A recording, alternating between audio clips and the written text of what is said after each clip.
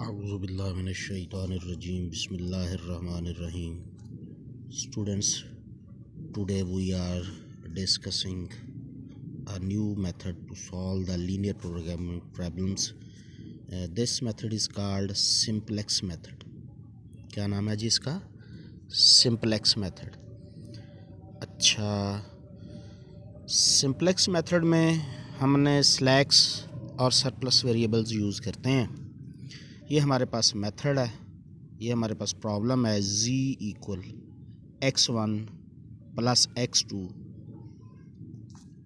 इसको हमने मैक्सिमाइज़ करना है, यानी find the solution, maximum solution maximise करना है.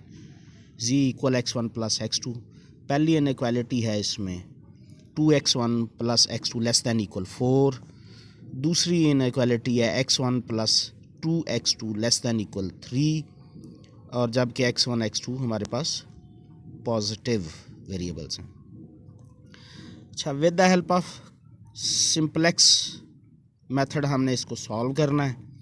तो सबसे पहले ये देखिए, पहली इनइक्वालिटी है 2x1 plus x2 less than equal 4. आप गौर कीजिए कि इसे इक्वालिटी में चेंज करने के लिए क्या करना पड़ेगा. आप स्क्रीन पर देख रहे होंगे कि इक्वालिटी में चेंज करने के लिए इसमें एक वेरिएबल s1 ऐड किया गया. तो ये क्या बन गई? 2x1 plus x2 plus s1 equal 4. Likewise दूसरी इनइक्वालिटी में भी एक दूसरा वेरिएबल ऐड किया गया ताकि वो इनइक्वालिटी भी इक्वालिटी में चेंज हो जाए. तो x1 plus 2x2 plus s2 equal 3. ये दो हमारे पास इनइक्वालिटीज़ जो थी वो इक्वालिटी में चेंज हो गई हैं. तो ऐसा करने के लिए दो वेरिएबल भी आ गए. उन दो वेरिएबल को हम अपने ऑब्जेक्टिव फंक्शन में शामिल कर रहे हैं. ज़रा चेक करें z अब नया क्या बन जाएगा? x1 plus x2 plus 0s1 plus 0s2. ठीक है जी.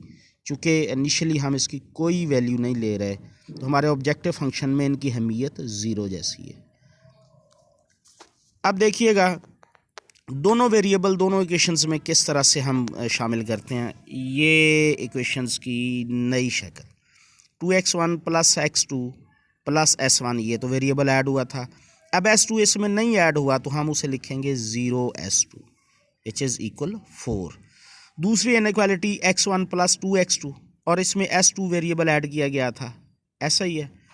तो s1 इसमें ऐड नहीं हुआ था तो उसके लिए क्या लिखेंगे? 0s1 equal 3. ये इनइक्वालिटीज़ की दो शक्लें हैं, जबकि ये सारे variables x1 x2 s1 s2 हम पॉजिटिव कंसिडर करेंगे.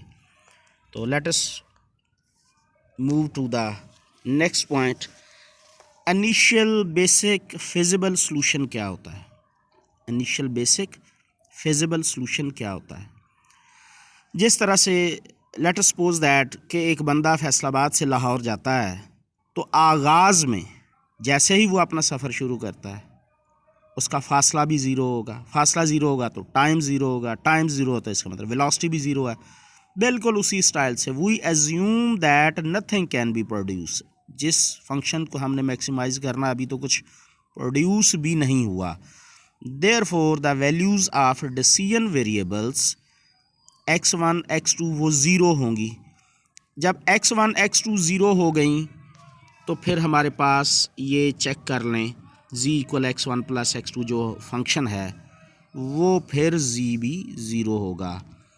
सो we left with unused capacity. अब s1 s2 की वैल्यूज़ आएंगी हमारे पास. क्या आएंगी? ये इन इक्वेशंस में ज़रा x1 को ज़ीरो पुट कीजिए, x2 को ज़ीरो पुट कीजिए तो s1 की वैल्यू 4 आ गई. x1 को ज़ीरो पुट कीजिए, x2 को ज़ीरो पुट कीजिए, दूसरी इक्वेशन में s2 की वैल्यू 3 आ गई.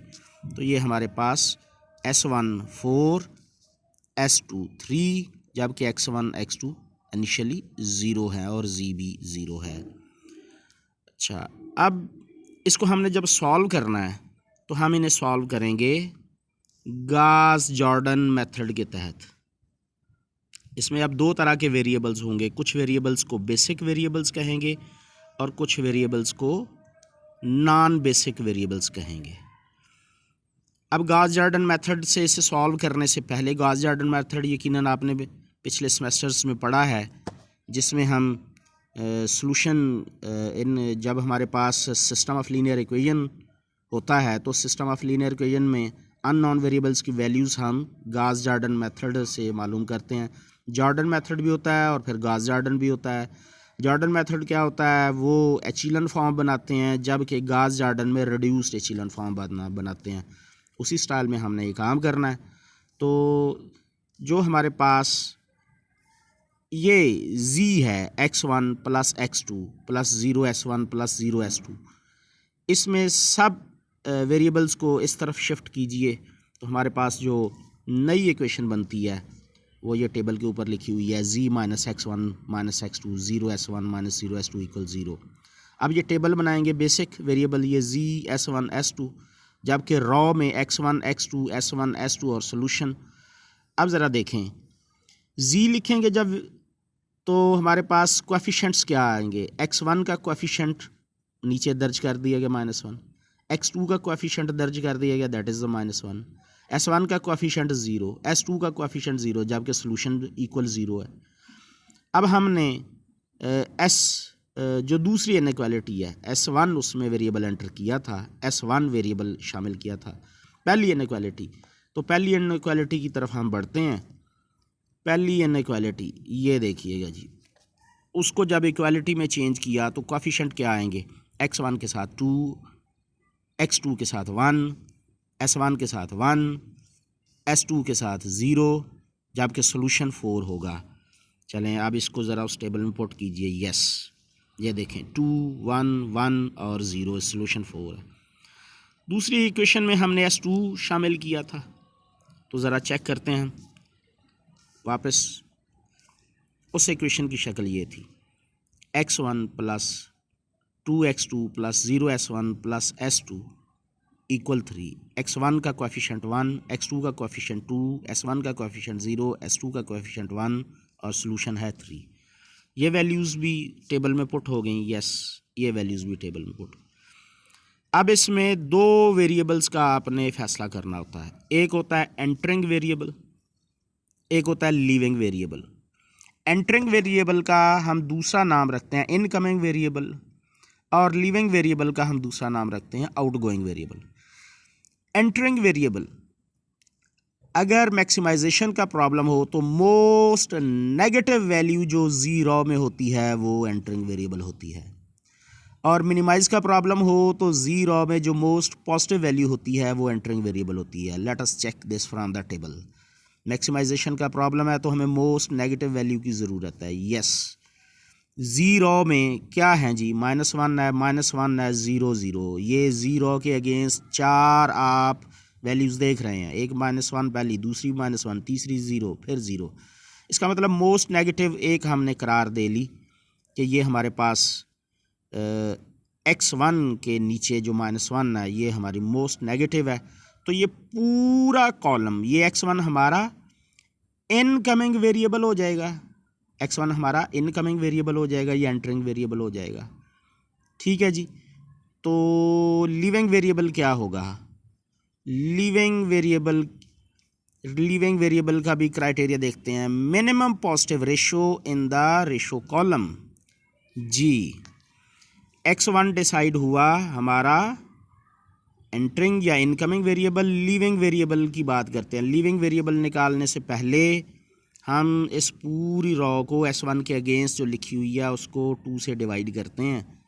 2 से डिवाइड करने के बाद ये हमारे पास नई वैल्यूज़ ये बन जाएंगी। 2 से डिवाइड करने के बाद ये देखें 1 1/2 1/2 0 और 2 नई वैल्यूज़ बन गई हमारे पास 2 से डिवाइड करने के बाद।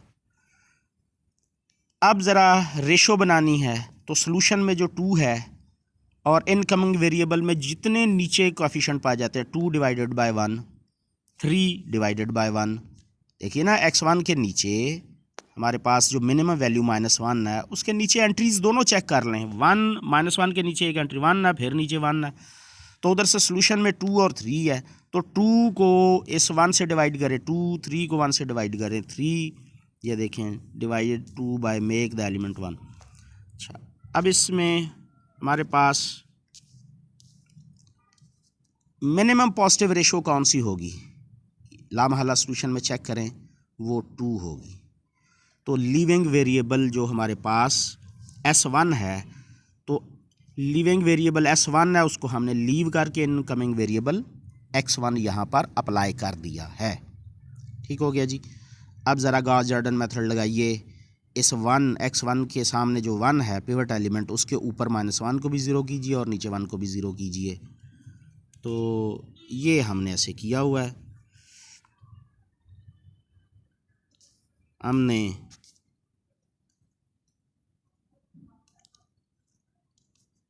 z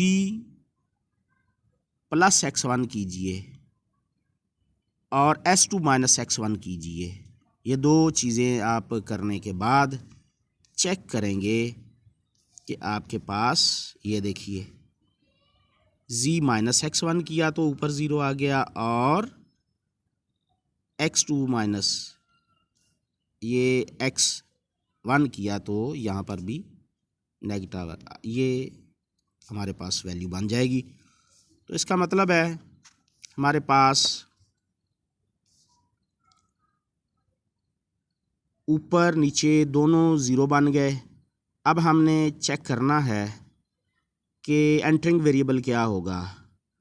most negative value check कीजिए, वो दैट इज़ -1/2। ये एंटरिंग वेरिएबल है, ये पूरा कॉलम सेलेक्ट हो जाएगा। इसका मतलब S2 को भी निकाल दिया गया और वहाँ पर X2 हमने मुतारफ़ करवा दिया। ठीक हो गया जी। अब यहाँ पर फिर चेक कीजिए कि रेशो क्या बनेगी।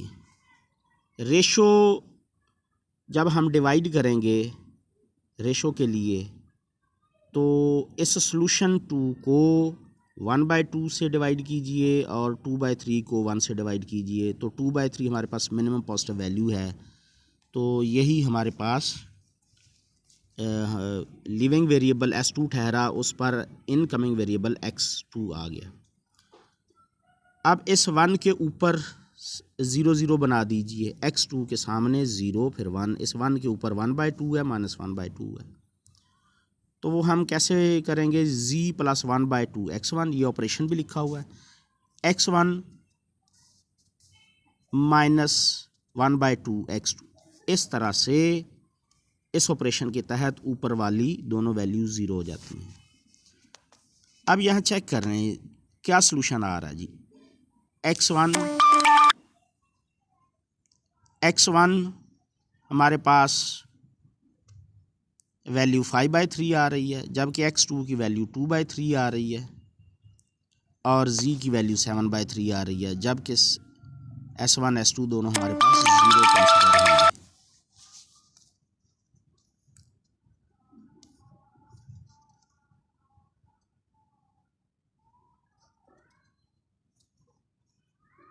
ये हमारे पास उसके सॉल्यूशन का एंटरिंग वेरिएबल किस तरह से हमने शामिल किए थे, ये उसी को टेबल को दोबारा लिखा हुआ है। तो यहाँ से हमारे पास ये x1 x2 की वैल्यू और z की भी वैल्यू, ये हमारा ऑप्टिमल मैक्सिमम ऑप्टिमल सॉल्यूशन है। ठीक है जी। अब हमारे पास जो असाइनमेंट है वो है कि पहला सवाल ये है कि जब हमारे पास पहले लीनियर प्रॉब्लम था, ग्राफिकल मेथड, तो उसकी मौजूदगी के बावजूद हमें सिंप्लेक्स मेथड में क्यों जाना पड़ा, इसकी नीड क्या थी, क्यों ज़रूरत पेश आई। कम से कम 3 पॉइंट्स के साथ ये बात क्लियर करनी है। दूसरा सवाल हमारा ये है कि what is the difference between basic and non basic variables. और तीसरा ये है कि ये एक प्रॉब्लम है मैक्सिमाइजेशन का, इसको आपने सिंप्लेक्स मेथड से सॉल्व करके कमेंट सेक्शन में आपने x1 x2 और z के आंसर्स मुहैया करने हैं। ये 3 सवाल हैं। पहला ये है कि सिंप्लेक्स मेथड क्यों ज़रूरत पेश आई, कोई 3 पॉइंट्स के साथ वजाहत करें। दूसरा ये कि बेसिक नॉन बेसिक वेरिएबल्स क्या होते हैं। और तीसरा ये क्वेश्चन है, ये इस क्वेश्चन का सलूशन आपने अपने पास हार्ड फॉर्म में भी महफूज रखना और PDF में भी बना के रखना। आपसे सॉफ्ट फॉर्म भी तलब की जाएगी और हार्ड फॉर्म भी तलब की जाएगी। आज का लेक्चर इतना ही। अगर किसी बात की समझ ना आए तो आप सवाल पूछ सकते हैं, इंशाल्लाह अगली वीडियो में उसकी वजाहत कर दी जाएगी।